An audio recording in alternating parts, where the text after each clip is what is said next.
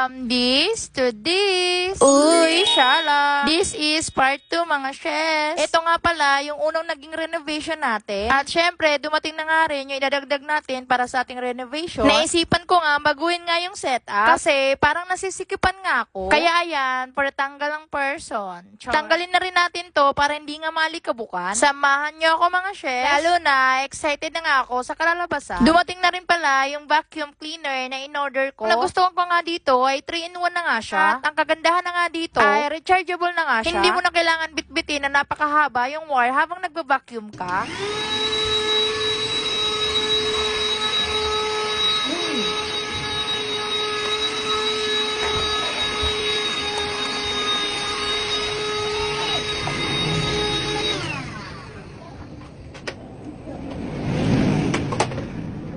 Uy.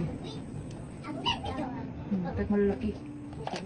O, diba? Kahit nga malaki dumi, ay nakukuha nga niya. At in fairness, ang lakas ng higop niya. Mga shes, kung mapapansin nyo, yung wallpaper background ko nga, ay iba-iba nga ng style. Ay ewan ko kung bakit naisipan ko nga idikit yan. At eto, ngayong 2026 nga, ay magiging aesthetic na nga tayo. Char. Kaya ayan, tanggalin na nga natin. In fairness, yung mga dinikit ko, ay sobrang kapit nga. Kaya ayan, hirap na hirap yan, girl. Ito nga pala, ang dingding namin, ay nag-iiba na nga ng kulay. Kaya hindi talaga siya magandang tingnan. Kahit sino nga naman ay may ganitong dingding ng kwarto ay hindi nga magandang tingnan. Kaya sa wallpaper nga tayo kakapit. At maganda talaga na maayos nga yung kwarto. Kasi after work ay makakapagpahinga talaga ng maayos. Once kasi na maliwalas ang paligid, maganda na sa mata, nakakawala din ng stress. Ito nga palang wallpaper na napili ko. Nagandahan nga ako sa mga design niya. Halos yung mga in-order ko tagang wallpaper dati, plain color nga lang. Since na nakita ko nga to sa FYP ko, nagandahan nga ako. Kaya itatry na nga natin kung maganda nga ba talaga. Kaya ibang color design nga yung napili ko. In fairness sa kanya, sobrang dikit nga niya. Uy, big shoutout nga sa partner ko na lagi nga nakasuporta. Oo, grabe yung support at tulong na ginagawa nga niya. Bihira nga lang yan. Kaya maraming salamat. Mabalik nga tayo mga chef. Dumating na rin nga pala yung in-order ko na Pumte. Super, nagustuhan ko nga yung color niya. Tama-tama nga sa color design ng room ko. Sinadya ko nga talaga dilagyan yung pinakagitna ng wallpaper kasi diyan ko nga balak ilagay yan. Super, easy nga lang niyang i-attach. Meron na rin pala siyang kasamang double-sided tape. Ang unang step nga na ginawa ko ay nagdikit na nga muna ako ng double-sided sa paglalagyan niya.